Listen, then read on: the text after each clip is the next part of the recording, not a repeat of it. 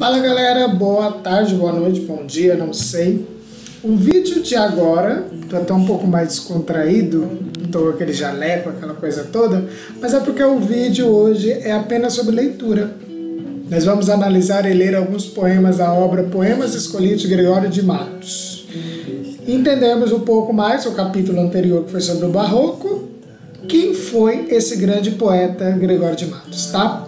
Então fica aí, dá uma ligada, porque, afinal, toda literatura é uma cura.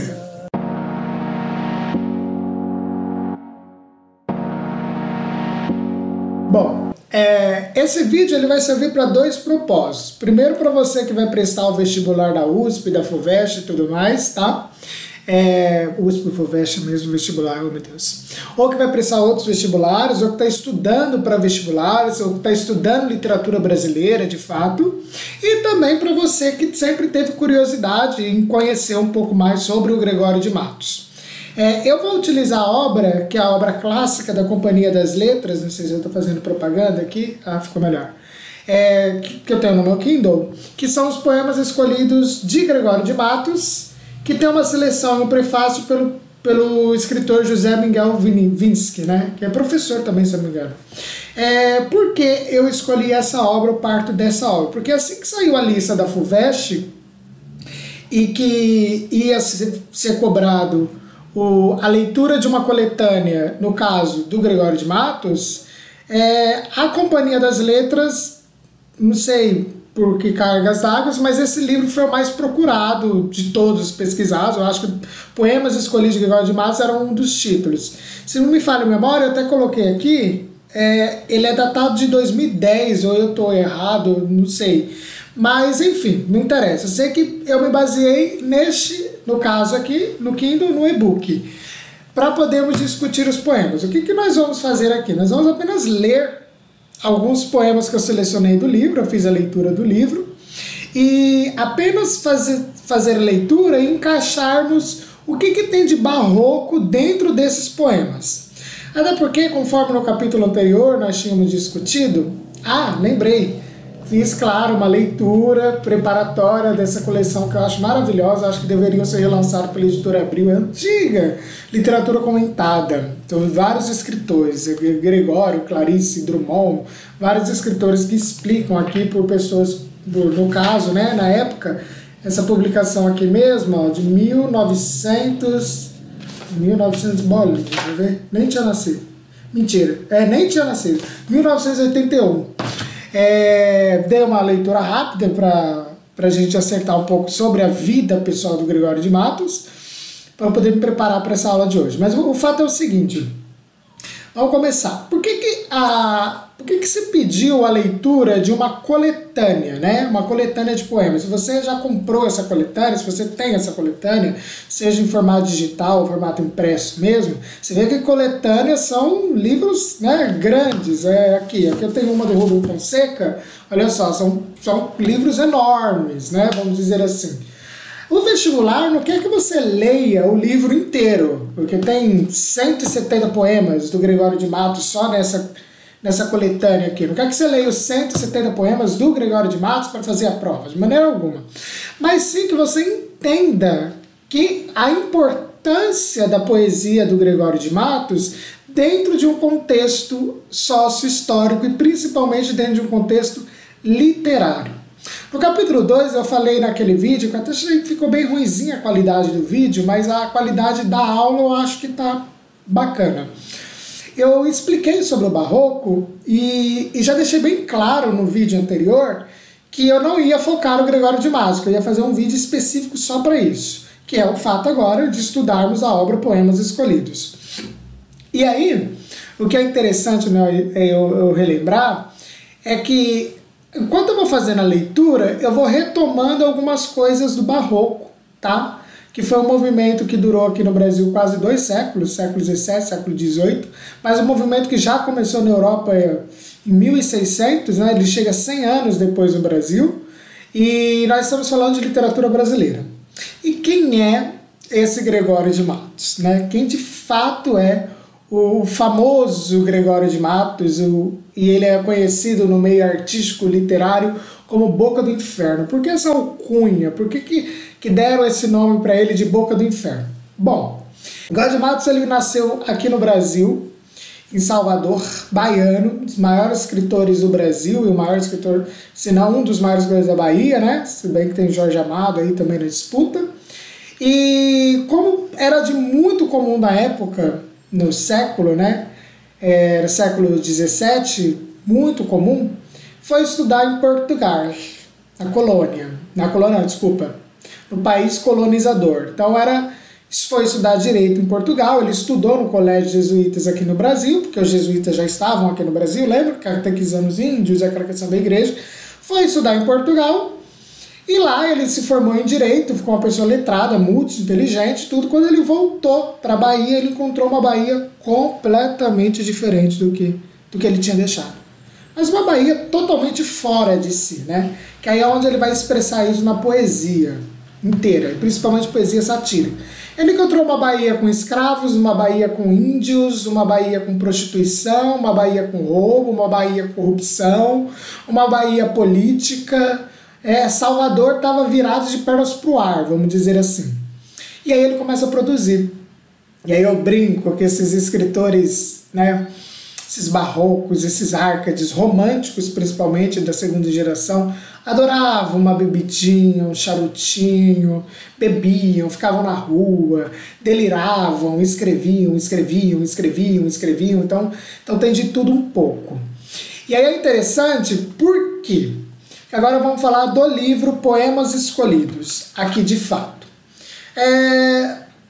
Eu não gosto de tratar a literatura como caixinhas, como casinhas, como coisas muito óbvias, e sim como algo que dialoga, né? No vídeo anterior a gente partiu da Clarice Lispector para chegar no Barroco, a gente fez o processo contrário. Fantástico. Mas quando se trata de uma obra como essa, Poemas Escolhidos, aí eu já concordo com a visão, no caso aqui do José Miguel Winsky, de separar a poesia. Ele separou a poesia em linhas temáticas. O que seria isso? Da obra de Gregório de Matos, a gente pode compreender 4 eixos, 4 vertentes. As poesias líricas, que são aqueles textos que vão falar de um sentimento amoroso, e a gente tem que lembrar que fazer poesia desde a Grécia Antiga é essa coisa de enaltecer alguém, né? De trazer uma lírica, de estar apaixonado ou não estar apaixonado. Então vai ter um lado lírico do Gregório de Matos, enaltecendo o exagero, o amor como pano de fundo. Já no romantismo, essa poesia lírica ela é trabalhada de uma outra vertente, uma outra forma, muito mais sofrida, muito mais abundante, tá? Aqui ainda nós estamos no Barroco e a gente vai entender por quê. Claro, poesias religiosas, porque lembra que eu falei que no Barroco tem essa ideia de céu e inferno, Deus e diabo, tem um retorno ao teocentrismo, a ideia de que eu tenho razão, eu sou homem, eu tenho razão, né? Ok, o homem tem razão no sentido da humanidade, não no sentido machista, pelo amor de Deus. Eu tenho a razão, etc e tal, mas ao mesmo tempo eu acredito em Deus. E agora? Para onde eu vou? Eu vou pela razão, classicismo, ou eu vou, não sei, qual é a dúvida? Essa vertente, essa dualidade aí, essa fé que é a contra-reforma, também está presente na poesia do Gregório de Matos. Agora vem um ponto mais importante. Por que ele é chamado de Boca do Inferno? Até hoje. E vários estudos de Gregório de Matos, eu não sou especialista em Gregório de Matos, mas eu já li vários estudos de Gregório de Matos, inclusive o próprio Literatura Comentada, que é um estudo sobre o Gregório de Matos. Por que ele fala que ele é o Boca do Inferno? Porque ele ficou conhecido como esse poeta que denuncia as críticas, o que está acontecendo na Bahia, né? As críticas sociais. Ele fez uma denúncia na poesia dele. E essa denúncia é de uma maneira satírica, sabe assim? Sarcástica, ela é agressiva até. Muitas poesias dele, vocês me devem até licença, falam palavrões, ele usa a palavra de baixo escalão, ele não tem papa na língua. Claro que escrevendo em todas as formas do soneto, com métrica, com metrificação, com beleza, porque é a ideia do barroco, né? O barroco tem que ter uma ideia, uma estética bela.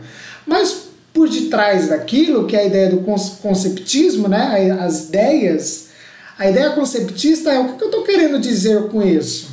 Entendeu? Então, a maior parte da obra do Gregório de Matos, dá até para perceber na coleção da Companhia das Letras, no livro da Companhia das Letras, é esse lado satírico. Porque ele sai de um Brasil, ele mora em Portugal durante muitos anos, quando ele volta por volta dos 40 anos para o Brasil, ele encontra uma Bahia fora do comum ali no século XVII. Ok? Então tem essa poesia satírica e também uma poesia erótico-irônica, que aqui também se mistura com poesia lírica. Eu vou ler duas delas até, para a gente ver que ela tem erotismo e ironia. Por quê? Porque vamos imaginar assim, tudo é lindo e maravilhoso, menos para o Gregório de Matos. Ele era pessimista. Entendeu? Nem naquele contexto ali, ele está pessimista, ele está criticando. Então assim, ao mesmo tempo que ele ama, ele não ama. Ao mesmo tempo que ele está apaixonado, ele não está apaixonado. É claro que não tem nada a ver com realismo aqui de fato. Mas por isso que ele se tornou um dos grandes escritores do nosso país e o grande escritor do Barroco por conta disso. Porque além dele receber essa alcunha de Boca do Inferno, ele faz com maestria, ele trabalha na poesia dele, na forma, na métrica, todos esses temas que eram comuns do Barroco. Vamos lá, vamos fazer por leitura, como eu já falei. A primeira leitura é esse soneto. A gente sabe que é soneto pela forma dele, 2 estrofes de 4 versos e 2 estrofes de 3 versos e todo aquele esquema rimático. E esse soneto diz assim, ó: não vira em minha vida a formosura, ouvia falar nela cada dia, e ouvida me incitava e me movia a querer ver tão bela arquitetura. Ontem a vi por minha desventura, na cara, no bom ar, na galhardia, né? Na galhardia de uma mulher que em anjo se metia, de um sol que se trajava em criatura. Mate-me, disse eu vendo abrasar-me, se esta coisa não é que encarecer-me, saiba o mundo é tanto exagerar-me. Olhos meus, disse então por defender-me, se a beleza hei de ver para matar-me, antes meus olhos cegueis do que eu perder-me. Aqui nós temos um eu lírico apaixonado. E ao mesmo tempo que ele está apaixonado, ele está tentando não estar apaixonado. Por isso ele fala, matem-me, né? Disse eu vendo abrasar-me. Isso aqui é uma poesia lírica do Gregório de Matos, você parar para pensar. E aí tem todo um jogo barroco aqui, que é essa ideia da antítese, né? Eu penso uma coisa, mas faria outra. Pense nisso, mas faz isso. E também tem um pouquinho aqui, uma ideia religiosa, de uma mulher que em anjo se mentia. Ao mesmo tempo que ele está usando o recurso religioso do anjo, ele está falando da mulher, e ela é tão bonita que parecia um anjo, mas ao mesmo tempo não era um anjo. Barroco, antítese. A ideia do exagero, hipérbole, olha só, que não vira em minha vida a formosura, ouvia falar nela a cada dia, olha o desespero do eu lírico que está apaixonado aqui. Oh meu Deus, de novo, né? Olhos meus, disse então por defender-me, se beleza hei de ver para matar-me, o exagero, tá? Então esse é um exemplo de poesia lírica do Gregório de Matos que funciona muito bem. Outra poesia lírica do Gregório que funciona muito bem, ó, rompe o poeta com o primeiro impacto a declarar-se temendo perder por ousadia. É esse que é famoso de Gregório de Matos, sempre cai no vestibular. É um poema muito famoso que diz assim, ó, anjo no nome, Angélica na cara. E é soneto de novo, viu? Vamos lembrar que tanto no barroco quanto no arcadismo é muito comum eles produzirem soneto, porque o soneto desde Camões virou moda na época, né? Produzir um soneto é muito mais difícil que produzir uma simples poesia. Essa era uma visão que se tinha. Anjo no nome, Angélica na cara. Isso é ser flor e anjo juntamente. Ser Angélica flor e flor florente. Em quem, se não em vós, se uniformara. Quem vira uma tal flor que não a cortara, de ver de pé da rama florescente, e quem anjo vira tão luzente, que por seu Deus não idolatrara? Se, pois, como anjo, sois o seu dos meus altares, fores o meu custódio e a minha guarda, livrara eu de diabólicos azares. Mas vejo que por bela e por galharda, posto que os anjos nunca dão pesares, sois anjos, que me tenta e não me guarda. Bom, ao contrário da outra poesia, aqui tem um exagero maior ainda. Porque na outra ele está ainda numa questão de apaixonar e desapaixonar-se. Aqui ele está claramente apaixonado. Anjo no nome, angélica na cara. Olha a construção. Agora a gente entra aí com aquela ideia do cultismo, né? Do jogo de palavras. Angélica, que vem de anjo. E remete ao divino. Então a mulher é tão bonita, tão perfeita, tão linda, maravilhosa, que ele consegue remeter ao divino com isso. E aí ele fala, né, quando se não me vê uma flor que não a cortaram de verde pé da rama florescente, o desejo é tão grande que ele nem vai cortar a própria flor, vamos dizer assim. Mais um exemplo de poesia lírica do Gregório de Matos. Eu coloquei só essas duas, mas para deixar bem claro aqui as ideias do barroco, que é esse jogo de ideias, tá? A gente vai ficar repetindo a palavra ideias, mas tudo bem. Esse jogo de antíteses, eu quero dizer uma coisa, mas eu falo outra. O exagero, que é a hipérbole. Vamos lá, próxima leitura. Bom, essa leitura também é um tema muito famoso, um trecho muito famoso mesmo, e ele é interessante porque vamos lembrar que o Gregório de Matos, ele saiu do Brasil, quando ele volta ao Brasil, volta para aquela Bahia, a Bahia está totalmente diferente. Então aqui eu tenho um exemplo de uma poesia satírica, né? Uma poesia com crítica, na verdade. Vamos ver se essa crítica ela é muito purgente, muito grossa, ou ela é uma crítica branda. Epílogos. Aliás, o livro já começa assim, tá? Epílogos. Que falta nessa cidade? Verdade. Que mais por sua desonra? Honra. Falta mais que lhe ponha? Vergonha. E aí ele tem mais uma estrofe. O demo a viver se exponha, por mais que a fama exalta, numa cidade onde falta vergonha, honra, vergonha. Genial! Aqui eu tenho todas as características do barroco. Inclusive, agora vamos falar de linguística, o uso dessa pontuação. Vocês estão vendo que tem várias reticências juntas? O que é isso? É o silêncio. Porque o eu lírico fez uma pergunta. O que falta nessa cidade? Como se estivesse intimando. Ficou quieto. Depois ele respondeu, né? Vergonha. Quando ele volta, quando o Gregório de Matos volta para a Bahia e vê aquela Bahia daquele estado, ele fica totalmente decepcionado. Ele fica assim, gente, que país é esse? Onde que eu tô? Eu vim da Europa, eu vim de Lisboa, olha o que eu encontro aqui. E aí ele faz uma crítica pesada, ele fala, ó, o demo a viver se exponha. Né? O demônio está aqui é o inferno. Por mais que a fama exalta, por mais que Salvador seja conhecida lá fora, porque é a capital do Brasil, numa cidade onde falta verdade, honra e vergonha. Né? E essa verdade aqui tem um cunho político também, se a gente puxar na história. É um exemplo de poesia satírica. Dor. Vamos lembrar que o poeta barroco, ele está vivendo o tempo todo uma inquietação. Na aula anterior a gente começou a inquietação com a Clarice, né? Então o tempo todo ele está inquieto. Então ele está assim, respirando fundo sem saber o que vai acontecer do futuro. É praticamente o que está acontecendo hoje, né? Se você parar para pensar, o que vai acontecer no futuro com essa pandemia aí, Covid-19, coronavírus. Então ele está inquieto, né? E ele está tão inquieto, ele está tão ansioso para saber o que vai acontecer no futuro que ele escreve. E aí nesse soneto ele diz assim, ó, triste Bahia, ó quão dissemelhante estás e estou do nosso antigo estado. Pobre te vejo a ti, tu a mim empenhado, rica te vi eu já, tu a mim abundante. A ti trocou-te a máquina mercante, que em tua larga barra tem entrado. A mim foi me trocando e tem trocado, tanto negócio, tanto negociante. Deixem dar tanto açúcar excelente pelas drogas inúteis que abelhuda, aqui tem um palavrão aqui, tá? Que abelhuda.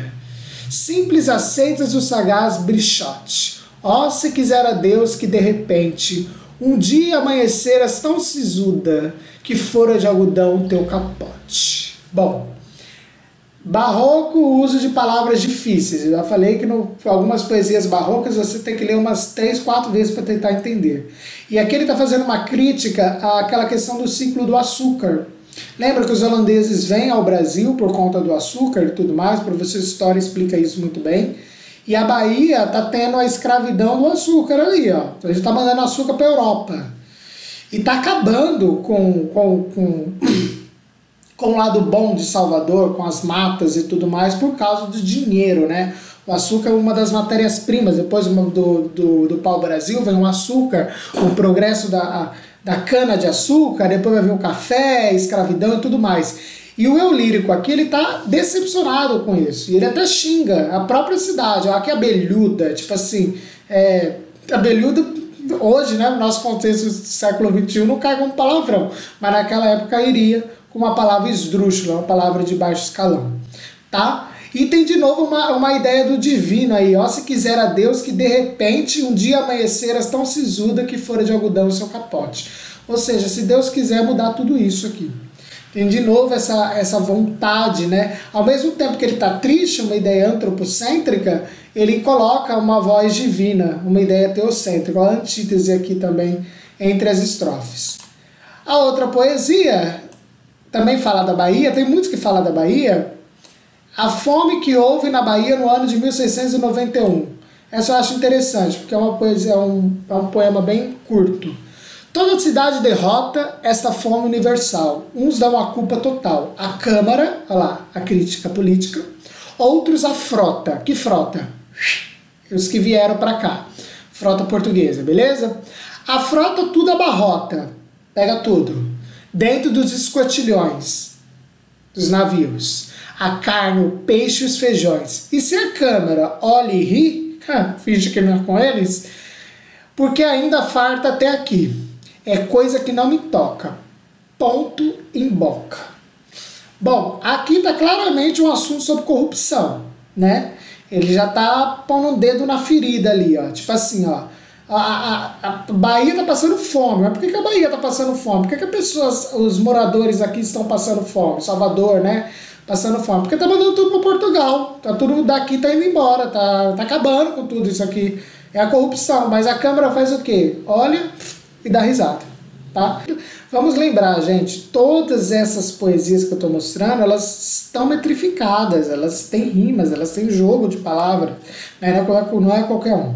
Então o eu lírico diz assim, ó: eu sou aquele que os passados anos cantei na minha lira maldizente torpezas do Brasil, vícios e enganos. Aqui a gente já enxerga um Gregório de Matos mais velho, quase perto aí da morte, ou não, sei lá, mas um pouquinho retomando o passado. E cantei na minha lira, né? Vamos lembrar da lira como instrumento e a lira como poesia. E bem os descantei, bastantemente. Canto segunda vez a mesma lira, o mesmo assunto em pletro diferente. Já sinto que inflama e que me inspira. Taila é uma musa, tá? Musa. É uma musa da criação. Que anjo é da minha guarda, desde que Apolo, deus grego, mandou que me assistira. Isso é muito interessante, sabe por quê? Porque se você parar para pensar, tem uma ideia, não é uma ideia teocêntrica. Até porque naquela época, acreditar em ideias místicas, você ia para fogueira, ok? Essa era a ideia da Contra-Reforma na Europa. Então ela é uma vertente, a meu ver aqui, um tanto quanto antropocêntrica, quando ele cita a mitologia grega. Porque se ele citasse, como outras poesias, as questões divinas, ele estaria em contato com a Igreja Católica. Deixa eu explicar melhor, dá uma pausa nesse soneto aqui. Soneto não, desculpa, nessa poesia. Quando ele coloca referência à mitologia grega, eu consigo enxergar muito mais um antropocentrismo do que um teocentrismo. Porque o teocentrismo é Deus ao redor de tudo, Deus no centro de tudo, na verdade. Então a mitologia grega não caberia aqui. Então é uma ideia totalmente racional do poeta. Então tem um antropocentrismo aqui, meio que fantasiado de figura divina. Tá entendendo? Volta para o poema. Arda Baiona, ou seja, arda Baiona e todo mundo arda. Quem a quem de profissão falta a verdade, nunca dominga das verdades tarda. O Gregório era filosófico, tá? Nenhum tempo executa a cristianidade ao pobre pregueiro no Parnaso, para falar em sua liberdade. Mas esse poema em si, a gente enxerga um eu lírico que está triste, Tudo que ele fez e de nada adiantou. Nossa, esse barulho da moto é fogo, hein? Pelo amor de Deus. Enfim, voltando. Um eu lírico que tudo bem fez e nada adiantou, mas que mesmo assim ele vai continuar escrevendo, vai continuar fazendo a lírica dele. E aí tem uma questão divina no ar, né? Tem uma questão que ele retoma a mitologia grega ali, deus Apolo, a deusa da criação também, Taila, a musa da criação, na verdade. Mas ainda assim não é teocêntrica. E ainda assim é um jogo de antíteses, né? Ele está insatisfeito, mas ainda está satisfeito. Bom, eu deixei para o final as poesias eróticas. E peço licença, se você achar muito erotismo, ou para quem está assistindo esse vídeo aí de análise, mas porque o Gregório de Matos, ele não tinha papas na língua. A gente analisando o contexto de época dele, tá? Hoje, se a gente pegar qualquer livro de literatura contemporânea, qualquer não, que é exagero meu, mas alguns livros de literatura contemporânea, dos grandes escritores contemporâneos, a gente, né, vai ver a questão erótica, pornográfica, com mais naturalidade do que em 1700 e pouco, é óbvio, né? Ou melhor, em 1600 e pouco, é óbvio. É em 1700 também. Daí ele fez esse poema aqui porque ele era irônico o tempo todo, certo? Ironia e Gregório de Matos andavam juntos, sem tirar nem pôr. E ele faz esse poema quando ele viu uma freira, e essa freira era muito feia. Daí ele diz assim: se pica-flor me chamais, pica-flor aceito ser. Mas resta agora saber se no nome que me dais, meteis a flor que guardais, no passarinho melhor. Se me dais este favor, sendo só de mim o pica, e o mais vosso, claro, fica, que fica então pica-flor. Olha só, a suavidade desse poema, que não é tão suave assim. O título desse poema é, lá no próprio livro está falando que foi dedicado a uma freira que ele achou feia demais, mas ele achou feia e queria ter alguma coisa com ela. O eu lírico aqui aparentemente queria ter uma relação sexual com ela. Então ele diz assim: se você me der esse nome aí, o que eu faço? Eu vou para penetração apenas, entendeu? Eu vou apenas para o lado erótico.